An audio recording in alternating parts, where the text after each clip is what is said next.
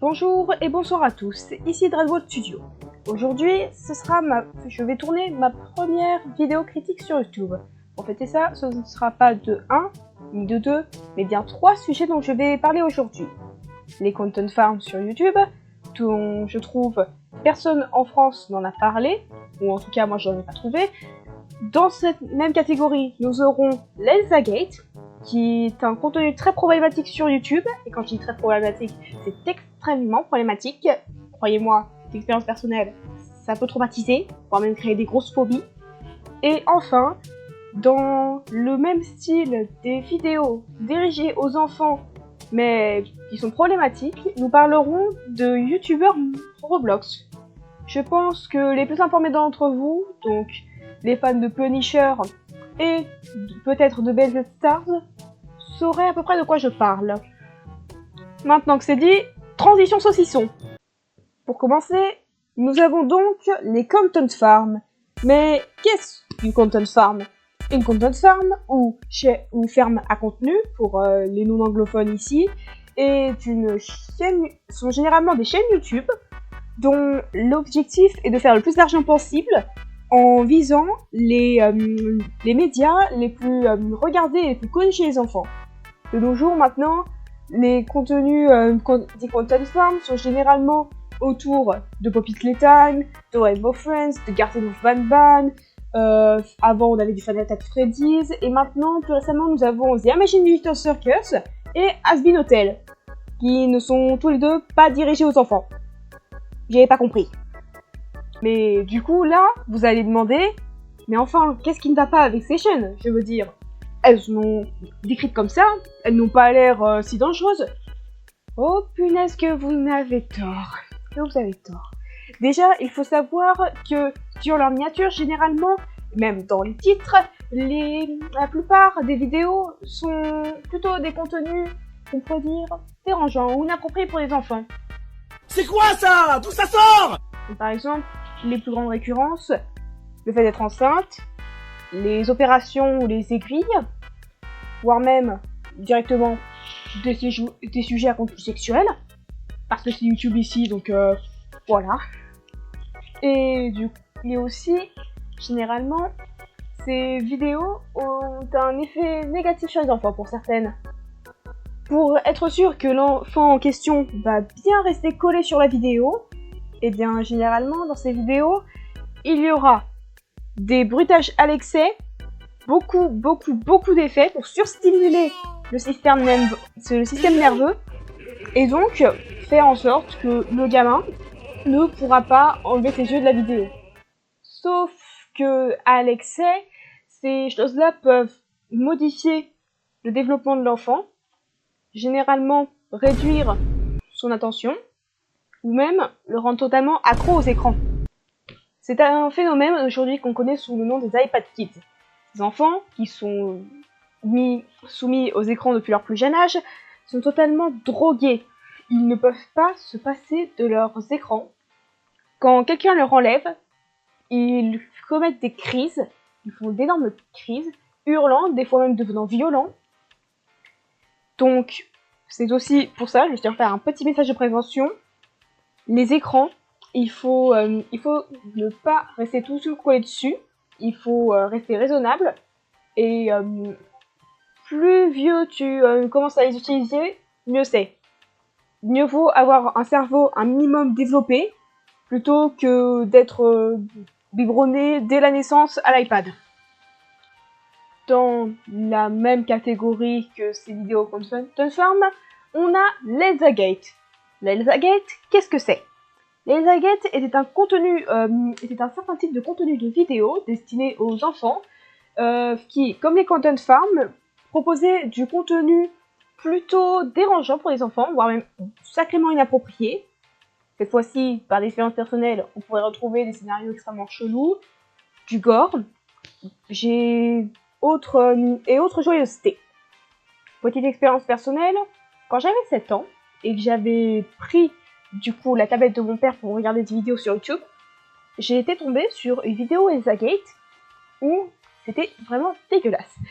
On voyait un mec qui se faisait manger la main par des asticots Et là, je pense que vous avez déjà vu cette image au moins une fois, la main était totalement pleine de trous.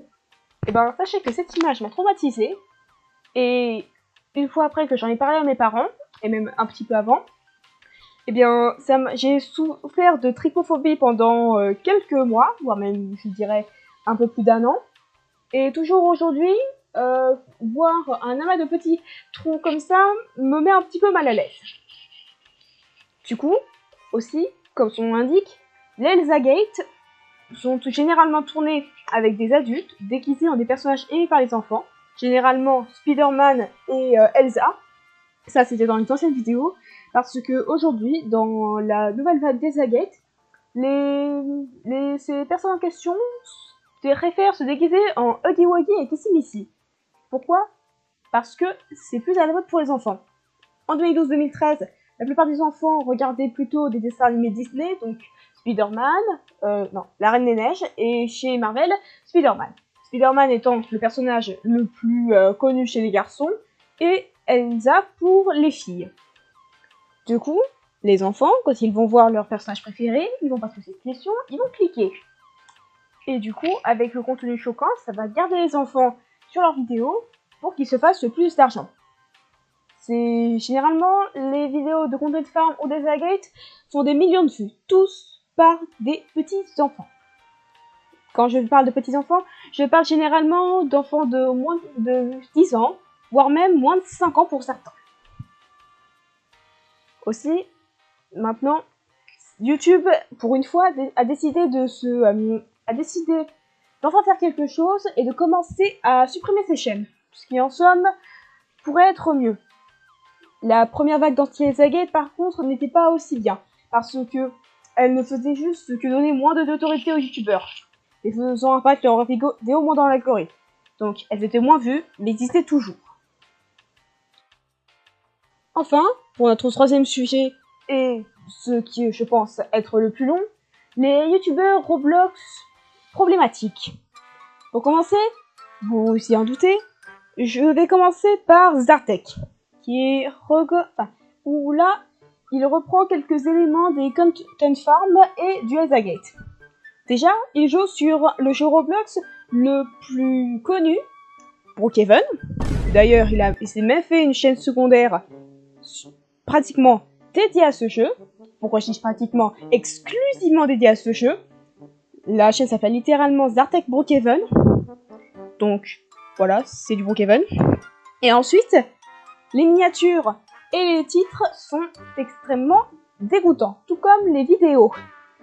Généralement, pour faire plus de clics, comme je dis généralement, toujours, pour faire des clics, il va rajouter des sujets sexuels dans ses vidéos. Et à chaque fois, autant vous dire, c'est dégoûtant. Je vous mets un extrait d'une vidéo de quelqu'un qui a beaucoup mieux résumé la situation que moi. Zartek sait que Roblox fonctionne, il sait comment faire des clics, il a eu la merveilleuse idée d'assimiler le sexe à ses vidéos. Alors que je précise, les personnes qui regardent ces vidéos sont pour la grande majorité mineures. Et pourtant, ça ne le dérange pas pour sortir ce genre de vidéo. J'ai espionné un couple de bébés. Et quand on voit la miniature, on se demande réellement sur quelle plateforme on se trouve. Sérieusement, je suis le seul à trouver ça littéralement choquant. Imaginez votre enfant, votre frère ou votre sœur qui regarde et clique sur ce genre de vidéo. Et encore, dites-vous, je pense que vous avez pas vu le pire, parce que le contenu en lui-même est littéralement dégueulasse, écoutez. Aujourd'hui les amis, on va se faire passer pour un enfant sur Brookhaven. 5 minutes later. Ah franchement, je pense qu'elle est tombée amoureuse de... En fait, c'est juste une dinguerie, je sais même pas comment avec un cerveau à peu près fonctionnel, tu peux dire autant de dingueries en l'espace de 10 secondes de vidéo. Faut vraiment se rendre compte que ce type de vidéo est accessible à tout public et je suis désolé, c'est pas normal. Et encore, si vous pensez que le YouTube game au niveau du jeu Roblox est clean, eh bien vous vous mettez un doigt dans l'œil, parce que vous avez pas vu tous les autres qu'il y a derrière. Aussi, dans ses premières vidéos, Zartek, quand il ne faisait pas encore le Brookhaven, faisait à peu près la même technique. Il faisait des réactions à des vidéos choquantes avec des miniatures dégueulasses. Comment ceci peut être même autorisé sur YouTube? Après, nous allons parler de Svetlana Brookhaven, qui est une chaîne YouTube similaire, voire très similaire à Zartek Brookhaven, mais cette fois-ci par une fille, entre très grosses guillemets. Pourquoi entre très grosses guillemets? Parce que généralement, les vidéos de Svetlana ont une... Non, pourquoi je dis encore généralement? Toutes les vidéos de Svetlana sont avec une voix modifiée. Mais genre, bien modifiée. Vous voyez la voix de Chipmunks? C'est littéralement ça. Pour les enfants. Ah mais c'est en tout petit, wesh, les gens ils vont même pas voir. Et je vais mettre un panneau devant comme ça, au moins ça se verra peut-être mieux. Comme ça, si je bannis des gens qui sont pas des enfants, bah ils pourront pas dire ouais, pourquoi tu me parles. Je vais fermer ma maison et je vais ensuite me mettre en petite. Et on va faire des gangs et tout mes stars. En gros ça va être la crèche pour les enfants, mais genre c'est nous, on est les chefs ici en fait. Donc, comme vous le voyez, cette Svetlana déjà n'inspire pas vraiment la confiance. Elle utilise une voix très clairement, très... comment dire, sans être méchante, très insupportable dans ses vidéos, et fait quasiment du clickbait, en sexualisant ses miniatures, tout ça, voire même, je pense, en faisant de la génération IA. Donc, pour conclure sur ces deux personnages bien détestables, ce que je peux dire, c'est que à eux deux déjà, eh bien, ils donnent une sacrée mauvaise réputation aux youtubeurs Roblox. Voire même, je me demande si ce serait pas impossible de trouver un youtubeur Roblox francophone qui ferait du bon contenu. Spoiler alerte, il y a ma chaîne. Oui, c'était de l'autopromotion. Alors, je sais que ça peut vous sembler un petit peu abrupt comme fin, qu'il y a encore beaucoup de choses à parler. Et eh bien, j'y pense. Si j'arrête cette vidéo aussi, c'est parce que là, pour l'instant, je n'ai pas vraiment la motivation de continuer le montage de cette vidéo. J'ai plutôt envie de m'arrêter là pour l'instant et de réfléchir un peu plus et de revenir sur le sujet plus tard. Donc, je vous inviterai plus tard pour une partie 2, où cette fois-ci, on va se concentrer sur plus de youtubeurs Roblox problématiques. Dans ma liste, je peux déjà vous annoncer Quinzel et Code4Lan, qui devaient être de base dans cette vidéo, mais que j'ai décidé de vous garder pour une prochaine fois. Ensuite, peut-être que vu que j'ai parlé de quelques sujets qui ont surtout été dénoncés par les anglophones, je pourrais aussi peut-être vous parler de chaînes anglophones problématiques. Ouais, peut-être d'un peu toutes les chaînes qui peuvent exister. Je veux dire, pourquoi pas? Donc, avec tout ça de dit, je vous souhaite une très bonne matinée, une très bonne journée, voire même une très bonne nuit. Et je vous dis au revoir pour la prochaine vidéo.